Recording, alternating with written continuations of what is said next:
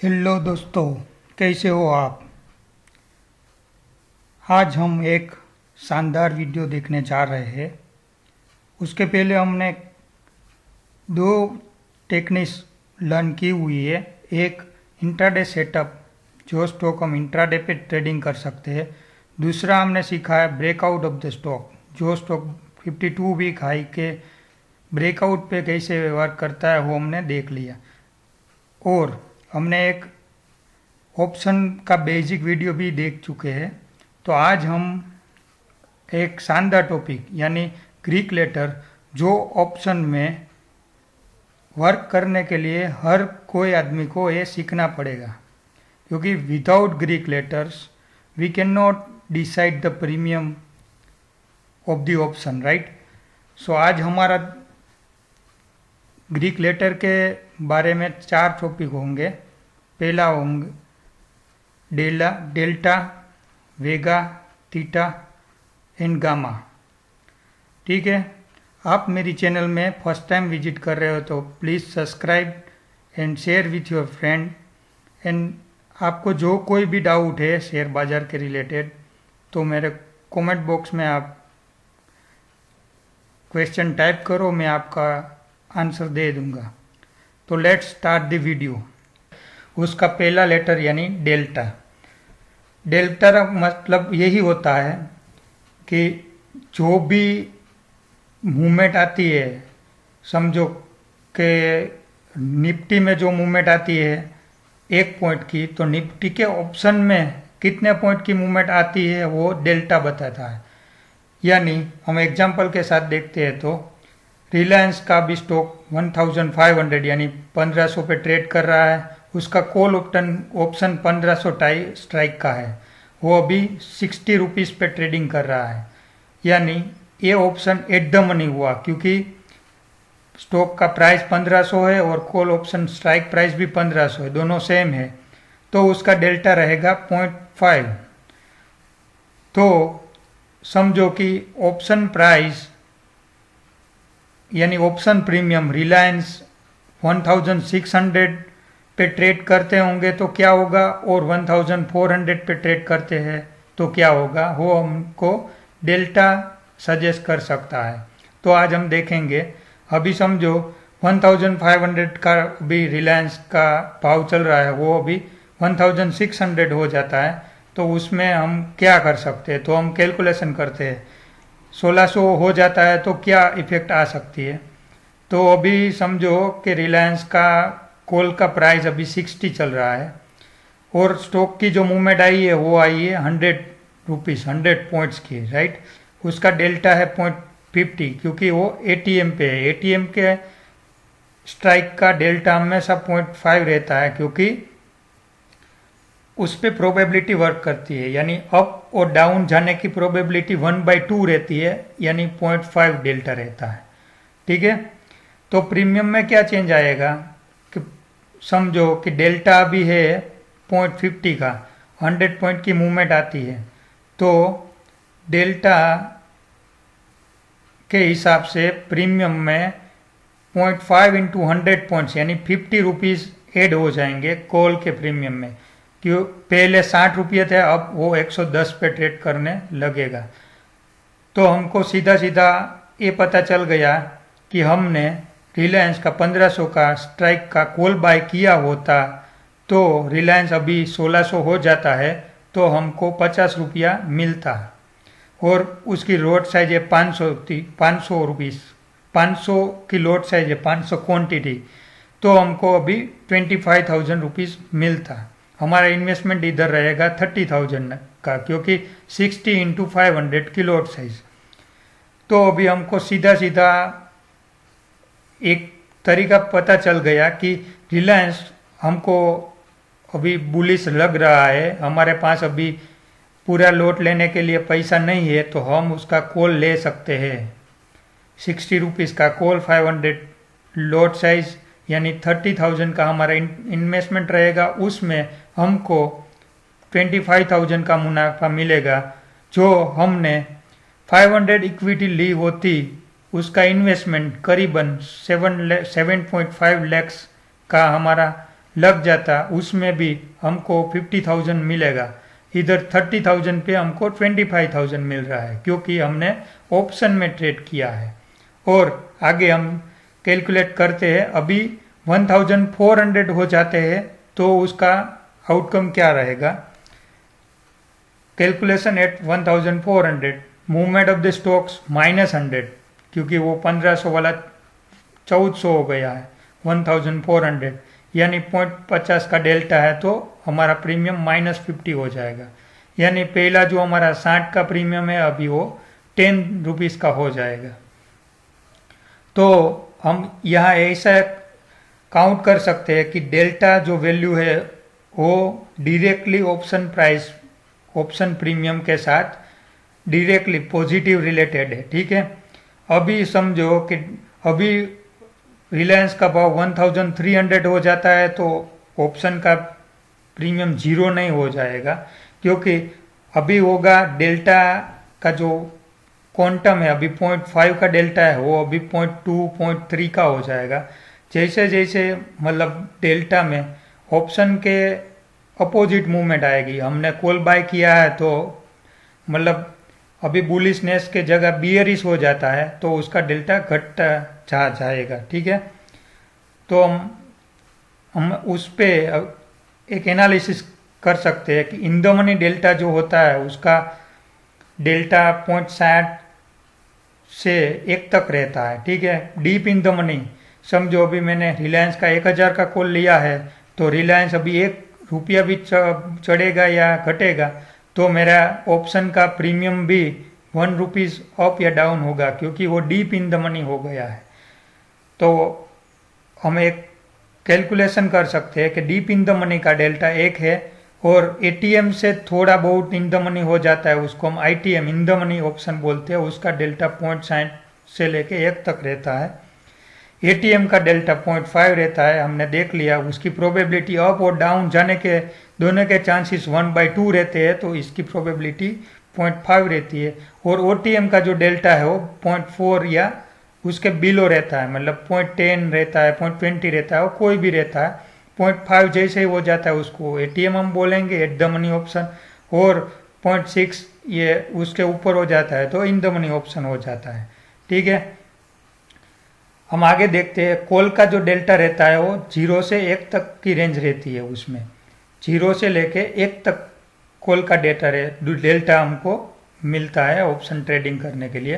Put में -1 से 0 तक का रहता है क्योंकि पुट का जो डेल्टा है वो ऑप्शन से इन्वर्सली रिलेटेड है।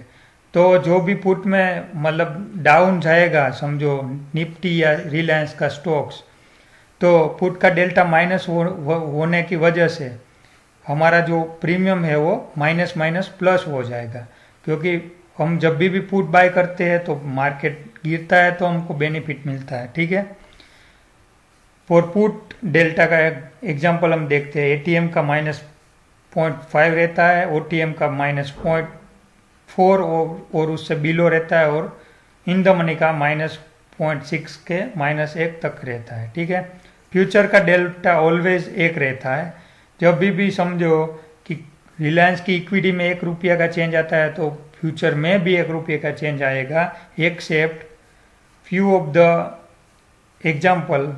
ठीक है, वो क्या रहता है कि कभी डिविडेंड आएगा, कभी बायबैक आएगा, कभी न्यूज़ आएगा तो वो डिस्काउंट रहता है। ठीक है, हमको ये डेल्टा अभी रियल टाइम बेसिस पे वर्क करता है। 1 पॉइंट का जो भी चेंजेस आया है तो हमारा प्रीमियम पे भी वो सीधा सीधा इफेक्ट करेगा। और ये जो डेल्टा है वो हमारे अभी फ्यूचर की पोजीशन है, उसका जो कभी भी मूवमेंट अगेंस्ट आती है तो हमको हेज करने के लिए वो हेल्प करेगा। डेल्टा कैन बी पॉजिटिव और नेगेटिव, 2 टाइप का डेल्टा रहता है। हमने जो ऑप्शन सेल किया हुआ है तो हमारे लिए डेल्टा नेगेटिव हो जाएगा, और हमने ऑप्शन बाय किया है तो हमारे लिए डेल्टा पॉजिटिव हो जाएंगे। वो हम आगे वीडियो में देखेंगे कि उसका जो इफेक्ट रहता है, मतलब सेलर जो है उसको नेगेटिव डेल्टा के हिसाब से क्या मतलब पे ऑफ करना पड़ता है और बायर को क्या बेनिफिट मिल सकता है।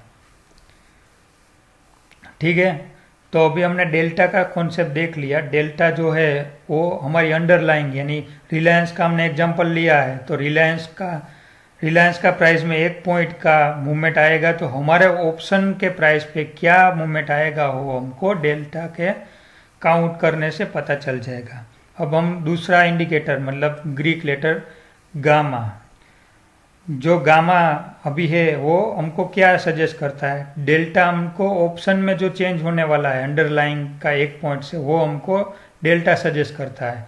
गामा वो हमको सजेस्ट करता है कि 1 पॉइंट अंडरलाइंग में चेंज आने से डेल्टा में कितना चेंज आएगा, क्योंकि डेल्टा का जो वैल्यू है वो भी फ्लक्चुएट हो जाता है। अभी समझो एटीएम का डेल्टा है वो 5 है, 0.5, ठीक है, वो अभी ऑप्शन 1500 पे ट्रेड कर रहा है। समझो रिलायंस अभी 1600 हो गया और हमारे पास कॉल ऑप्शन है तो उसका अभी 100 rupees in the money option हो गया, तो उसका डेल्टा 0.5 से 0.6 हो जाएगा, क्योंकि अभी जो गामा है उसका एटीएम पे वो 0.10 का है, 0.01 का है, और 100 पॉइंट्स की मूवमेंट आई है तो 0.10 का चेंज आया गामा में, तो वो सीधा डेल्टा पे चेंज आएगा, क्योंकि ऑप्शन का जो डेल्टा का चेंज है वो हमको गामा सजेस्ट करता है। So we can say that simple expected change in a delta shows by gamma, ठीक है। हम बोल सकते हैं कि delta is the first order, जो अंडरलाइंग का मूवमेंट का जो चेंज आता है उसमें पहला जो चेंज आता है वो डेल्टा में आता है, दूसरा है गामा है, gamma is the second order, ठीक है। और दूसरी चीज, gamma is always positive for call and put both, ठीक है। डेल्टा में क्या है, कॉल के लिए डेल्टा पॉजिटिव है, पुट के लिए डेल्टा नेगेटिव है। गामा में ऐसा कुछ नहीं है, गामा दोनों के लिए पॉजिटिव ही रहेगा इररिस्पेक्टिव ऑफ द मूवमेंट, ठीक है। एटीएम पे हाईएस्ट गामा रहेगा, स्लाइटली ओटीएम या इन द मनी हो जाता है तो वहाँ गामा रिड्यूस हो जाता है, मतलब गामा का जो क्वांटम ऑफ द चेंज है वो एटीएम पे ज़्यादा रहता है। अब हम अगले इंडिकेटर के बारे में डिस्कस करते हैं, वो है थीटा, जो आजकल का एक ट्रेंड है कि ऑप्शन सेलर को जो एक बहुत बढ़िया जो पैसा बनाने का जो मौका मिलता है वो थीटा प्रोवाइड करता है। इंडिया में 90% जो भी HNI लोग हैं वो सिर्फ थीटा ही खा रहे हैं, सिर्फ थीटा ही खा रहे हैं, क्योंकि उसका एक ही मकसद है मार्केट में कि जो भी वो ऑप्शन सेल करते हैं वो पूरा का पूरा OTM एक्सपायर हो जाए, ताकि उसको पूरा का पूरा थीटा मिल पाए, क्योंकि जब भी OTM ऑप्शन वो सेल करते हैं और 0 पे एक्सपायर हो जाता है तो पूरा का पूरा प्रीमियम वो इट कर सकते हैं। तो हमको जब भी मतलब एक ऑप्शन का जो भी प्राइस है उसमें with each passing a day option price reduces by the value of theta irrespective of underlying price. मतलब आज समझो कि 1500 का कॉल है रिलायंस का, उसका प्रीमियम अभी 60 रुपीज़ चल रहा है और डेज टू एक्सपायरी अभी 30 डेज बाकी है एक्सपायरी के होने का, तो उसमें क्या होगा, पर डे 2 रुपीज़ का थीटा वैल्यू रहेगी। एक दिन समझो रिलायंस का भाव 1500 पे 1500 रहेगा तो 2 रुपया उसमें कट जाएगा, next day again 2 rupees reduce हो जाएंगे। तो जैसे जैसे दिन पास हो जाते हैं वैसे वैसे प्रीमियम का भी डेप्रिसिएशन हो जाता है। Theta is always bigger in the expiry week, theta जो भी है मतलब एक्सपायरी के वीक पे बहुत बड़ा रहता है। तो इंडिया में क्या करते हैं लोग, मंडे को आते हैं, ट्यूसडे को आते हैं, वो ऑप्शन सेल कर देते हैं, वेनसडे को सुबह ले लेते हैं, यानी 2 दिन वेनसडे और थर्सडे दोनों दिन मूवमेंट का चांसेस बहुत रहता है, क्योंकि वो ऑप्शन एक्सपायरी का वो वीक रहता है, क्योंकि अभी वीकली ऑप्शन आ गए हैं। तो थर्सडे को जो भी स्ट्राइक पे हाईएस्ट ओपन इंटरेस्ट रहता है उसको जो क्रॉस कर जाता है तो वो शॉर्ट कवरिंग का एक माहौल बन जाता है। इसके लिए theta always bigger in the expiry week. Theta is smaller in the ITM option and higher in the OTM option. जैसे भी इन द मनी ऑप्शन हो जाता है तो थीटा का वैल्यू स्मॉलर हो जाती है, क्योंकि उसका जो रिलेशन है अंडरलाइंग से वो सीधा सीधा डायरेक्ट रिलेशनशिप बन जाता है। तो उसमें ज़्यादातर इंट्रिंसिक वैल्यू ही होंगी, जो हमने पहले वीडियो में बेसिक्स ऑफ ऑप्शंस में सब डिस्कस किए हैं। आप एक बार वो रिफर कर लेना कि इन द मनी ऑप्शन में इंट्रिंसिक वैल्यू ज़्यादा रहती है, OTM out of the money option में टाइम वैल्यू बहुत रहती है। टाइम वैल्यू का मतलब थीटा, पूरा का पूरा थीटा टाइम वैल्यू ही है, ठीक है। Theta calculation is done at the end of day, मतलब आज का जो मैंने ट्रेडिंग किया हुआ है और मैं आज समझो अभी ऑप्शन सेल करके मैं घर पे आ गया, तो मेरे को अभी थीटा शाम को मिलेगा, मतलब end of the time, day का पूरा होने के बाद मेरे को मिलता है। ड्यूरिंग वीकेंड समझो मैंने फ्राइडे को कोई ऑप्शन सेल किया है तो मेरे को 2 दिन का थीटा मिलेगा, तो मेरे को मल्टीप्लाई बाई 2 करना पड़ेगा सैटरडे और संडे का, ठीक है। अब आते हैं हम अगले टॉपिक में, वेगा। जो ऑप्शन का पूरा इम्पोर्टेंस हम बोल सकते हैं कि ऑप्शन प्रीमियम में जो भी चेंज आता है, जो भी मतलब बड़ा जो भी इम्पोर्टेंस है वो वेगा का ही है मार्केट में। तो हम वेगा को डिस्कस करने से पहले, वेगा मतलब वोलाटिलिटी, ठीक है, उसका it could be A 3 kind of volatility. Historical volatility, historical volatility हम पहले देखते हैं, बाद में हम वेगा का डिस्कशन आगे बढ़ाएंगे। हिस्टोरिकल वोलाटिलिटी क्या होती है कि हमारे पास अभी ऑप्शन का जो 2009 से लेके 2020 मतलब आज के दिन तक का पूरा डेटा है कि आज जो भी है वोलाटिलिटी, ठीक है, रिलायंस है, निफ्टी है, जो भी है, उसकी हमारे पास एक डेटा बेस है। उसके हिसाब से हम जो भी वोलाटिलिटी डिराइव करते हैं उसको हम बोलते हैं हिस्टोरिकल वोलाटिलिटी, जो we could ascertain the volatility based on the past data, or we can derive the volatility based on the historical data. It is called historical volatility. Then एक volatility वो रहती है forecasted volatility। उसमें क्या रहता है कि एक तो predicting the volatility over a desired time frame, कि काफ़ी सारे जो एनालिस्ट रहते हैं या कोई भी रिसर्च फर्म है वो एक वोलाटिलिटी फोरकास्ट करती है कि समझो इलेक्शन का टाइम है, बजट का टाइम है, तो हमने आज तक समझो बजट एवरी ईयर हम देखते आए हैं, तो उसका हमारे पास एक बेस है, हिस्टोरिकल बेस। उसके आधार पे एक फोरकास्टेड वोलाटिलिटी डिस्कस करते हैं कि भाई चलो हमने 20 साल का जो भी बजट हमने देखा है उसमें समझो कि 50 की एवरेज की वोलाटिलिटी हमको निफ्टी पे दिखने को मिली है, तो हम फोरकास्ट कर सकते हैं कि हमारा जो ए साल का जो बजट है उसमें हमारी एक्सपेक्टेशन थोड़ा बहुत ज़्यादा है, तो हम बोल सकते हैं कि मूवमेंट आने की संभावना थोड़ी ज़्यादा है, तो हम फोरकास्ट कर सकते हैं कि 2-3 या 4% वोलाटिलिटी जो भी हिस्टोरिकल है उससे ज़्यादा रहेगी, तो हम एक फोरकास्टेड वोलाटिलिटी डिस्कस कर मतलब हेड सर्टेन कर सकते हैं। और एक है, हम एग्जाम्पल देखते हैं कि declaration of the result date. आज समझो हम रिलायंस में 3 दिन पहले जो ट्रेड कर रहे थे 27 अप्रैल 2020 का कॉन्ट्रैक्ट, ठीक है, उसका रिजल्ट समझो 30 अप्रैल को आने वाला है, मतलब कल थर्सडे को आने वाला है, तो उसमें एक सीधा स्पाइक आ गया वोलाटिलिटी ना, क्योंकि उसमें एक न्यूज़ भी जुड़ा हुआ है, न्यूज़ है उसका राइट इश्यू का, ठीक है, उसकी डील हुई है फेसबुक से, जियो और फेसबुक की डील हुई है, तो काफ़ी सारे मतलब डिस्कशन है, उसका जो बोर्ड का आउटकम रहेगा वो हमारे लिए पहली बार आने वाला है, तो अभी बोर्ड क्या सोच रहे हैं उसकी भी एक अलग तरीका रहेगा। तो हमको एक जो डिस्कशन में आए हैं कि समझो हमारी फोरकास्टेड वोलाटिलिटी है थोड़ी बहुत ज़्यादा रहेगी irrespective of the previous year, कि प्रीवियस ईयर में ऐसा कुछ था नहीं। अभी समझो merger of the bank,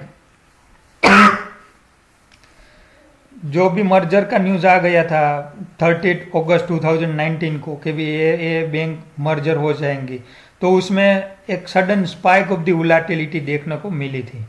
implied volatility, implied volatility क्या है? Peoples perception on the social media, मतलब अब लोग क्या सोच रहे हैं कि समझो कि अभी रिलायंस जियो और फेसबुक की डील हो गई है, तो अभी लोगों का एक रिलायंस के बारे में पॉजिटिव आउटकम हो गया है कि वो बोल रहे हैं अभी 1300 हो जाता है तो वो बहुत अंडर वैल्यूड स्टॉक हो जाता है, तो उसकी इम्प्लाइड वोलेटिलिटी थोड़ी बहुत ज़्यादा हो जाती है क्योंकि उसमें मूवमेंट आने का जो भी चांसेस है वो थोड़ा ज़्यादा हो गया है।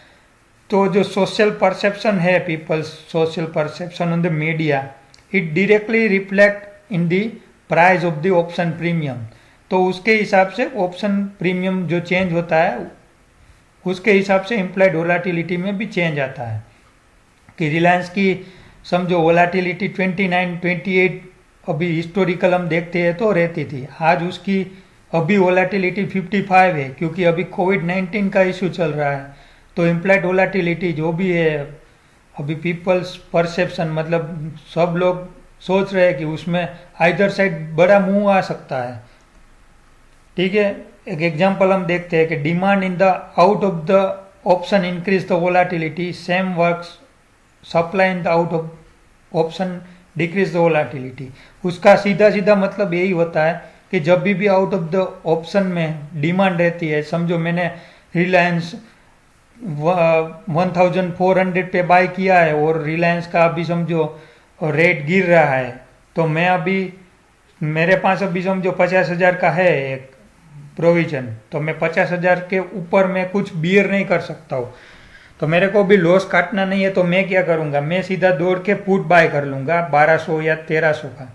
तो उसमें मेरा जो भी है बायर या सेलर कोटेशन में मैं सीधा सेलर से सीधा पुट ओटीएम का ले लूँगा। तो उसमें क्या होगा कि डिमांड बढ़ जाएगी, जब भी ओटीएम ऑप्शन में डिमांड बढ़ जाती है तो इम्प्लाइड वोलेटिलिटी अपने आप बढ़ जाती है, क्योंकि ओटीएम ऑप्शन एक ऐसा ऑप्शन है जहाँ we can ascertain the temperament of the people, कि एक तरफ से जो ऑल ऑफ सडन डिमांड आ जाती है ओटीएम पुट में, तो हम एक पुट या कॉल दोनों साइड तो हम एक जजमेंट बोल सकते हैं कि ये स्टॉक में बड़ा मूव आने वाला है, क्योंकि अभी ओटीएम में जो मूवमेंट आई है, जो ऑप्शन 0 पे एक्सपायर होने वाला है सब्जेक्ट टू कि स्टॉक का प्राइस यहीं के यहीं एक्सपायर हो जाता है। तो लोगों का जो सोचना है वो बदल गया है, ओटीएम का जो पुट है वो सब दौड़ दौड़ के बाय कर रहे हैं। तो इसका मतलब ये हुआ कि जो भी मार्केट में अभी मिल रहा है वो सब लोग प्रोटेक्शन करने में लगे हुए हैं, तो उसके हिसाब से इम्प्लाइड वोलेटिलिटी बहुत बढ़ जाती है और उसका सीधा सीधा असर ऑप्शन प्राइसिंग पे पड़ता है। ठीक है, हमने काफ़ी बार सुना है वीआईएक्स इंडिया। ठीक है, निफ्टी ऑप्शन में जो भी है वीआईएक्स, उसका इंपॉर्टेंस बहुत रहता है, volatility index. It is the index showing the market momentum and market expectation of the volatility over a near term. मतलब समझो कि आज वीआईएक्स 35 है, तो हम ऐसा प्रिडिक्ट कर रहे हैं कि over a period of 12 months Nifty can give a movement up to 35%। ठीक है, कोविड-19 जब भी इंडिया में आया था, मतलब 20-25 दिन पहले, तब भी वीआईएक्स 80 पे पहुंच गया था, क्योंकि एक दिन उसमें लोअर सर्किट भी आ गई थी निफ्टी में। ठीक है, तो उसका जो चेंज होगा निफ्टी में, उसका मार्केट का एक्सपेक्टेशन होगा वो नियर टर्म में बहुत ज़्यादा हो जाता है, तो वीआईएस बढ़ जाता है। ठीक है, वो आज 80 वाला 35 हो गया है। उसका मतलब अभी मार्केट में कॉन्फिडेंस आ गया है, इन्वेस्टर लोग आ गए हैं, एफआईडी एक्टिविटी चेंज हो गई है, थोड़ा बहुत स्ट्रोंगनेस भी आ गया है। अब लोगों को ऐसा नहीं लग रहा है कि सर्किट लगेगी, कुछ भी नहीं होगा, मतलब थोड़ा बहुत सर्टेनिटी आ जाती है। ठीक है, rate and magnitude of a change in prices, हमको ये वीआईएक्स वो सजेस्ट कर सकता है हमको कि भाई आने वाले दिनों में मार्केट का मूड कैसा रहेगा। इंपॉर्टेंस क्या है वीआईएक्स का higher the VIX fear of the uncertainty it's more. जब भी वीआईएक्स अब जा हो जाता है, समझो 80 हो गया था कोविड-19 की लोअर सर्किट पे, तो उस टाइम पे फियर बहुत था, लोग दौड़ दौड़ के आके सेल कर कर रहे थे स्टॉक कोई भी प्राइस पे, अभी मेरे को होल्डिंग निकाल देनी है। तो उस टाइम अनसर्टेनिटी बहुत थी, हमको पता नहीं था कि मार्केट का क्या होगा, अभी कंपनी रहेगी नहीं रहेगी, आगे क्या होगा, वो कुछ सर्टेनिटी नहीं थी। तो lower the VIX, lower will be the fear. उसका मतलब अभी समझो VIX, normally VIX 18 और 20 के बीच चलता है, तो वो एक बेस्ट तरीका है मार्केट मैच्योरिटी दिखाने का। जब भी ये 18 या 20 का वी एक्स आ जाता है तो वी कैन फील सेफ्टी। ठीक है, तो ये वी एक्स एक इंडिकेटर है हमारे लिए। एग्जाम्पल हमने डिस्कस कर लिया कि जो 18 का वी एक्स था वो 80 हो गया, 80 से आज 35 हो गया है। Can V I X useful for positioning in option? उसका मतलब यस, क्योंकि जब भी वी आई एक्स फॉल हो जाता है, it shows the strength of the market, it gives us the confidence regarding the stability expected in the market, कि market में आने वाले दिनों में एक स्टेबल मूव हमको देखने को मिलेगा, थोड़ा मार्केट मेच्योर हो जाएगा। जो आज मूवमेंट 200-300 पॉइंट की निफ्टी में हम देख रहे हैं वो घट के 50-100 पॉइंट की हो जाएगी, थोड़ा बहुत सर्टेनिटी होगा। तो उसके हिसाब से हमको एक V I X trend provide करता है, एक इंडिकेटर हमारे लिए है। हमने जब ए स्ट्राइक की हुई थी तब हमारा वी एक्स 18 से 25 हो गया था, और एक वीक के बाद वो 20% गिर गया था, यानी 25 वाला 20 हो गया था। तो एक स्टेबिलिटी सर्टेनिटी आ जाने के बाद always VIX is going to fall, that is for sure. उसके बेस पे हम एक रियलाइज वोलेटिलिटी का एक डिस्कशन कर सकते हैं, जिसको हम बोल सकते हैं कि actual outcome of the event, मतलब जो इवेंट हो जाती है उसका एक्चुअल आउटकम क्या है, उसको हम रियलाइज वोलेटिलिटी बोल सकते हैं। तो उसका हम एक एग्जांपल देखते हैं कि जब मर्जर अनाउंसमेंट हो गया था, पीएनबी, ओबीसी और यूनाइटेड बैंक के तीनों का मर्ज करके एक इंडिया की सेकंड लार्जेस्ट बैंक हमको क्रिएट करनी, उसका अनाउंसमेंट जब आरबीआई ने किया था तब भी हिस्टोरिकल वीआईएक्स जो पीएनबी का है वो 50 चलता है।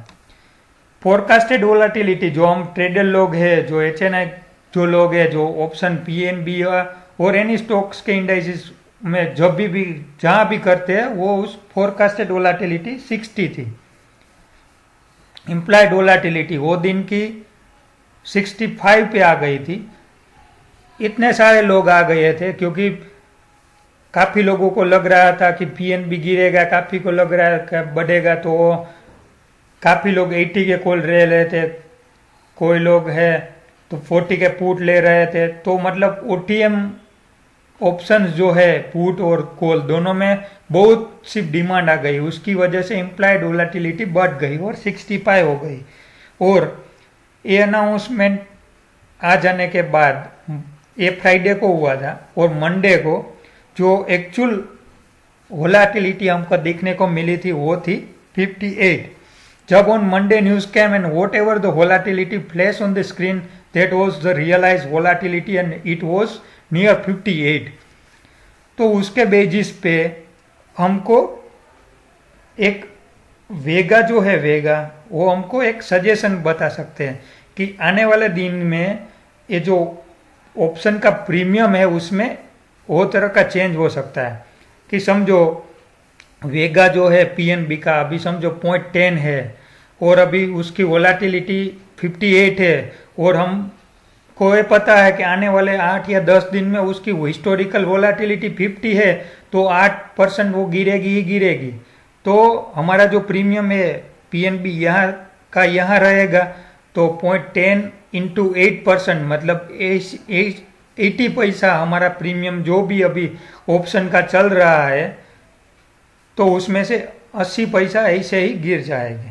उसको हम बोलते हैं वोलेटिलिटी रिडक्शन, मतलब आईवी का गिरना हमारी भाषा में बोल सकते हैं। ठीक है, अब हम देखते हैं वेगा। वेगा का मतलब क्या होता है? Vega is expected change in option price due to change in uncertainty, कि जो भी सिचुएशन है उसमें अनसर्टेनिटी आ जाने की वजह से जो भी चेंज होता है ऑप्शन प्रीमियम में और प्राइस में, वो हमको वेगा सजेस्ट कर सकता है। ठीक है, एग्जाम्पल हम ले सकते हैं कि समझो कि हेवी वाइंड्स, थंडर स्टॉर्म आ जाते हैं तो उसकी वजह से इलेक्ट्रिकल वोल्टेजेस जो भी है वो स्टार्ट फंक्शनिंग वायलेंटली। ठीक है, तो उसमें चांसेस क्या रहता है कि chance of the high voltage surge, उसमें हमारा जो इक्विपमेंट है, टीवी है, चार्जर है, एसी है, वो इट में गेट डैमेज, क्योंकि उसमें एक अनसर्टेनिटी आ गई है, उसके एक तूफान आ गया है, हेवी वाइंड्स आ गए हैं या कुछ भी आ जाता है। ठीक है, तो उसकी वजह से जो पावर, जो वोल्टेज है, उसका जो बिहेवियर मिसबिहेव वो करता है। इसी तरह स्टॉक्स में भी कोई इवेंट आती है, एयर स्ट्राइक आ गई, कोविड-19 आ गया, merger, acquisition, right issue, bonus issue, buy back, जो भी आप नोट डाउन करो, उसकी वजह से ऑप्शन में भी ऐसा एक फ्लक्चुएटिंग मूव आ सकता है, उसको हम वोलाटिलिटी सर्ज बोल सकते हैं। ठीक है, time and Vega is having a positive को रिलेशन। जैसे जैसे टाइम गिरता है, मतलब रिड्यूस हो जाता है, वैसे वैसे वेगा भी गिरता है। Starting of the days Nifty option का वेगा समझो 12 का है, वो स्लोली स्लोली एक्सपायरी तक वो 2 या 3 का हो जाता है। तो जैसे जैसे टाइम रिड्यूस होता है, वेगा भी वैसे वैसे रिड्यूस हो जाता है। हम एक एग्जांपल देखते हैं कि आज समझो 29 अप्रैल है, आज के दिन एक्सपायरी है। ठीक है, और 28 मतलब आज जो है 29 है, कल एक्सपायरी है 30 को। आज मैंने 9600 का कॉल और 9500 का पुट लेके घर पे आ गया हूँ, और अभी निफ्टी स्पॉट चल रही है 9550। ठीक है, और डेल्टा जो है कॉल और पुट दोनों का, कॉल का 0.30 है, पुट का 0.45 है। क्यों? क्योंकि अभी हमारा माइंड में एक क्वेश्चन आ गया होगा, क्योंकि निफ्टी स्पॉट अभी 9550 है, दोनों साइड 50 पॉइंट का गैप है। 9600 का कॉल मैंने लिया, 9500 का पुट लिया, दोनों का गैप 50 है, तो उसका डेल्टा में क्यों इतना सारा चेंज है। पर आप एक बार आज देख लेना कि अभी आज फ्यूचर जो है, फ्यूचर वो उसका रेट है 9524.25 है, मतलब 25 पॉइंट डाउन है। उसकी वजह से पुट का डेल्टा ज़्यादा है और कॉल का डेल्टा कम है। ठीक है, और दोनों का हम गामा 0.03 पकड़ के चलते हैं, और थीटा क्योंकि एक दिन बाकी है, कल एक्सपायरी है, समझो मार्केट यहाँ का यहाँ रहा, तो हमारा जो प्रीमियम है 9600 का कॉल का 26 रुपीज़ वो जीरो हो जाएगा, 9500 का पुट का भी प्रीमियम जीरो हो जाएगा। तो हमारे लिए पुट की value 26 for call theta and 42 for put theta. ठीक है, और वेगा दोनों का 3 है। जब भी एक्सपायरी के दिन हमारे वेगा के साथ कुछ निस्बत नहीं रहता है। वेगा का हमको use starting of the month till middle of the month आता है, बाद में 10-20% का आईवी मूवमेंट पे भी हमको बहुत ज़्यादा वेरिएशन दिखने को नहीं मिलता है, क्योंकि एक्सपायरी तक डेल्टा भी हम बोल सकते हैं कि एकदम एग्रेसिव हो जाता है। वो एक पॉइंट की मूव से उसमें बड़ा बदलाव आ जाता है। तो हम देखते हैं कि समझो आज 9550 अभी स्पॉट चल रहा है, वो अभी कल समझो 9700 यानी 150 पॉइंट की मूवमेंट आती है, तो हमारे कॉल में क्या बदलाव आएगा। तो movement of the Nifty 170 point, मतलब फ्यूचर आज हमने देख लिया 9520 है। जो भी अभी हम ऑप्शन का प्राइस देख रहे हो फ्यूचर के हिसाब से है, और सेटलमेंट आएगा स्पॉट्स के हिसाब से। ठीक है, तो effect in the call option delta 0.30 का है, यहाँ से हमने 0.30 का ले लिया। गामा है 0.02 का, क्योंकि वो स्लाइटली ओटीएम है, उसका गामा थोड़ा डाउन रहेगा। तो 170 पॉइंट की मूवमेंट आएगी तो उसमें 0.35 का डेल्टा ऐड हो जाएगा, तो अभी नया डेल्टा 0.65 का होगा। ठीक है, और थीटा इफेक्ट 26 है, vega not applicable. Effect of the premium 170 point का मूवमेंट आया, हमारा जो डेल्टा है 0.65, इधर मैंने 0.75 लिया है, 0.65 ही कैलकुलेशन में लिया है, ठीक है। उसके हिसाब से 10110 ही आएगा, भी टाइपिंग एरर है उसमें। प्लस 26 हमारा जो थीटा है वो डे एंड तक रहेगा, बाद में थोड़ा थोड़ा करके हमारा प्रीमियम स्लाइटली 136 है जो पूरे दिन हो जाएगा। बाद पूरे दिन हमारा जो भी प्रीमियम है थोड़ा थोड़ा डेप्रिसिएट होके वो 100 पे आके स्टेबल हो जाएगा, क्योंकि हमारे पास 9600 का कॉल है और निफ्टी का क्लोजिंग 9700 आ रहा है, यानी इंट्रिंसिक वैल्यू 100 हो जाएगी। तो अभी जो 36 रुपीज़ का हमको जो भी ऑप्शन प्राइस प्रीमियम जो हमने दिखने को मिल रहा है वो सिर्फ टाइम वैल्यू है, वो अभी अनसर्टेनिटी है। निफ्टी 9800 भी हो सकती है, 9500 भी हो सकती है, ठीक है। अभी उसने गैप अप दे दिया है, वो हम मान के अभी कैलकुलेशन कर रहे हैं। और समझो कि निफ्टी अभी 9400 हो जाती है तो ऑप्शन प्राइस में क्या चेंज आएगा। तो मूवमेंट आ गई 126 पॉइंट की, क्योंकि निफ्टी फ्यूचर अभी 9526 पे है, तो उसमें से 9400 रिड्यूस करते हैं तो 126 पॉइंट की मूवमेंट, उसका जो डेल्टा है 0.45 का, हमने अभी राउंडिंग कर दिया है 0.5, क्योंकि अभी हमारे जो गामा है उसके हिसाब से हम कैलकुलेट करते हैं तो हमारा ऑप्शन इन द मनी हो जाएगा।